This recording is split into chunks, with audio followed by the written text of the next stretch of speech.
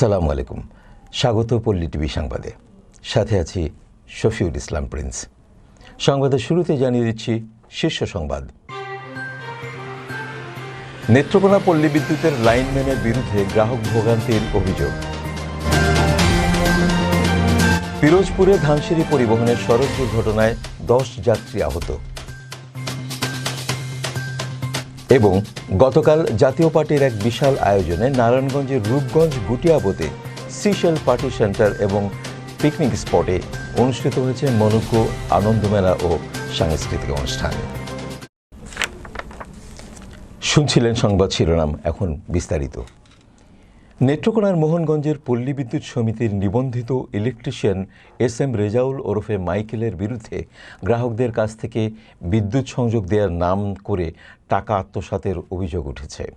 নতুন বিদ্যুৎ সংযোগ, সেচ সংযোগ দেওয়ার নাম করে লক্ষ লক্ষ টাকা হাতিয়ে নেয় মাইকেল। টাকা আত্মসাৎ করে গ্রাহকদের বছরের পর বছর হয়রানি করে। পরবর্তীতে গ্রাহক সংযোগ দেওয়ার জন্য চাপ প্রয়োগ করলে তাদেরকে বিভিন্নভাবে হুমকি দেয়। এরই প্রেক্ষিতে সাম্প্রতিক সময়ে ধর্মপাশা উপজেলার পাইকুরাটি ইউনিয়নের হিজলা গ্রামের ভুক্তভোগী গ্রামবাসীরা তাকে অবরোধ করে। পরে সংযোগ দেওয়ার প্রতিশ্রুতি দিয়ে সেখান থেকে পালিয়ে আসে মাইকেল। এ বিষয়ে মাইকেলের কাছে জানতে চাইলে সে এসব অস্বীকার করে। এ ব্যাপারে মোহনগঞ্জ পল্লী বিদ্যুৎ সমিতির DGM জানান, মাইকেল এর বিষয়টি আমরা শোনামাত্রই তাকে চাপ দিয়েছি এবং সংযোগগুলো দেওয়ার চেষ্টা করেছি। ওর বিরুদ্ধে লিখিত অভিযোগ পেলে আমরাও ওর লাইসেন্স বাতিল করব।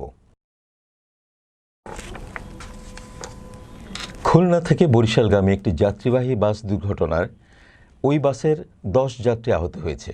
গতকাল সন্ধ্যায় বাগেরহাটের মোড়লগঞ্জ উপজেলার দাসখালী গ্রামের খুলনা পিরোজপুর বরিশাল সড়কে এ দুর্ঘটনা ঘটে।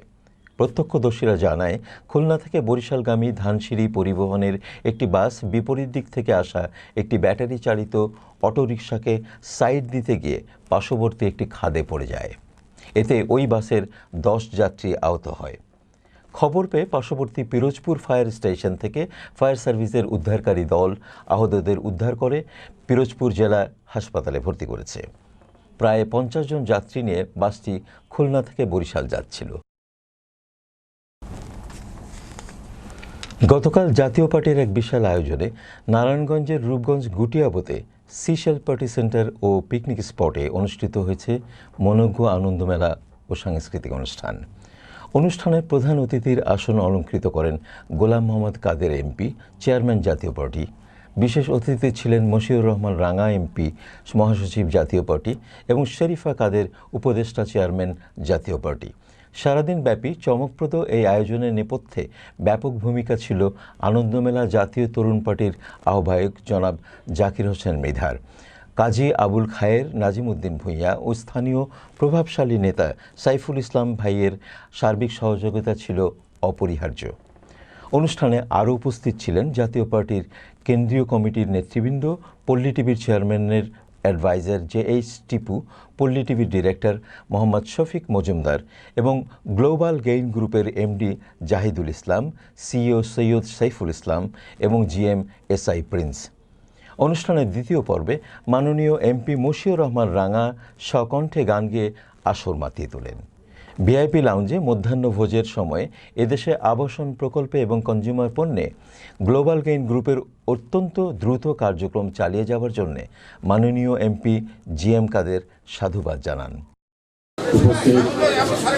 জাতীয় পার্টি পরিবারের আমার ভাই ও ভাইরা, আসসালামু আলাইকুম।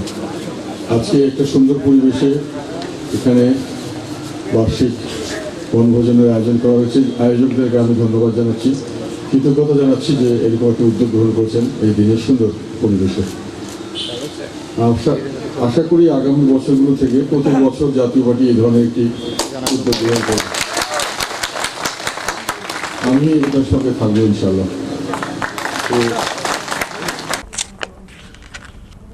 এই ছিল এখনকার মতো পল্লী টিভির সংবাদ। পল্লী টিভির সর্বশেষ সংবাদ জানতে ভিজিট করুন www.youtube.com/polytv। এছাড়াও ফেসবুকে লগ ইন করতে পারেন www.facebook.com/polytv। পল্লী টিভির পরবর্তী সংবাদ দেখার আমন্ত্রণ জানিয়ে এখনকার মতো বিদায় নিচ্ছি। আল্লাহ হাফেজ।